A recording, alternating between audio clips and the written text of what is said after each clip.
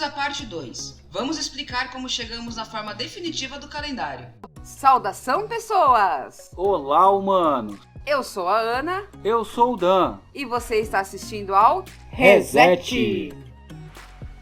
Com a reforma de 730 do ano de Roma, chegamos na distribuição dos dias pelos meses atuais. Mas tinha um problema. O calendário estava fora de sincronia com o ano. Isso foi percebido claramente quando o cristianismo se tornou a religião oficial do Império Romano. E as datas comemorativas simplesmente não batiam. Os cristãos da Ásia Menor celebravam a Páscoa 14 dias após a primeira lua cheia de março, qualquer que fosse o dia da semana em que essa data caísse. Já os cristãos do Ocidente celebravam no domingo seguinte à lua cheia. Esta divergência entre os cristãos do Oriente e do Ocidente, na comemoração mais importante do cristianismo, deu origem a sérias polêmicas entre os líderes das duas igrejas. No Concílio de Nicéia, no ano 325, os bispos decidiram que a Páscoa seria comemorada no primeiro domingo após a entrada da primeira lua cheia, após o dia 21 de março do calendário juliano, que era o dia do equinócio da primavera. Equinócios são duas datas do ano onde os raios solares atingem igualmente os hemisférios, fazendo os dias e as noites terem a mesma duração de 12 horas. Ocorrem todos os anos em 21 de março e 23 de setembro. O ano de 365 dias e um quarto do calendário juliano é cerca de 11 minutos mais longo do que o ano solar. Mas até aí tudo bem, né? Que são 11 minutos a mais ou a menos? Não muda nada. Você que pensa, esses 11 minutos sobrando ao longo dos anos representam um dia em 128 anos e quase 3 dias em 400 anos. Assim, o equinócio da primavera, que no tempo de Socígenes ocorria por volta de 25 de março, já ocorria em 21 de março no tempo do Concílio de Nicéia, 4 séculos depois. Este deslocamento do equinócio no calendário, que não foi tomado em consideração pelos padres conciliares de Nicéia, continuou acontecendo e o calendário recuava um dia a cada 128 anos, causando preocupações à Igreja durante toda a Idade Média, visto que esse atraso daria origem a novas discrepâncias sobre a data da Páscoa. O problema foi tratado nos concílios ao longo dos séculos, sem se chegar a uma solução.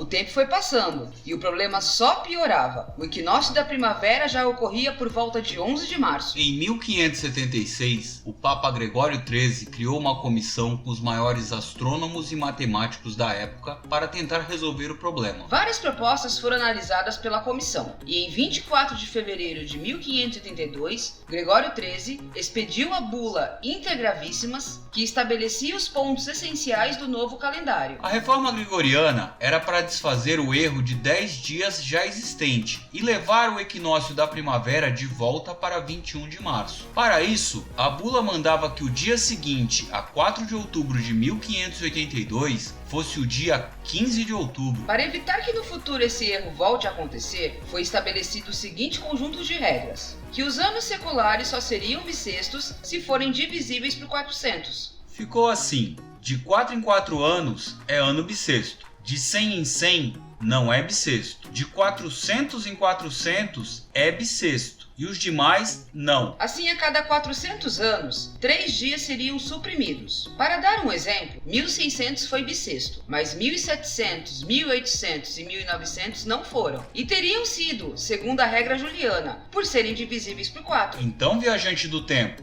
lembre de calibrar sua máquina para quando for viajar para 5 de outubro de 1582. E lembre também de se inscrever no nosso canal. Portugal, Espanha e Itália foram os únicos países que aceitaram de imediato a reforma do calendário. Na França e nos estados católicos dos Países Baixos, a mudança foi no final do mesmo ano. Os estados católicos da Alemanha e da Suíça acolheram a reforma em 1584. A Polônia, após alguma resistência, em 1586 e a Hungria em 1587. Mesmo nos países católicos, a mudança não foi recebida com alegria, pois isso significava sacrificar 10 dias e romper aparentemente com a continuidade do tempo. Essas reações mostram que o calendário toca o coração das pessoas e que convém tratar a questão com prudência. Já os protestantes dos Países Baixos, da Alemanha e da Suíça, só por volta de 1700 aceitaram o novo calendário. Em algumas aldeias suíças, foi preciso recorrer à força para obrigar o povo a fazê-lo. A Inglaterra e a Suécia só o fizeram em 1752.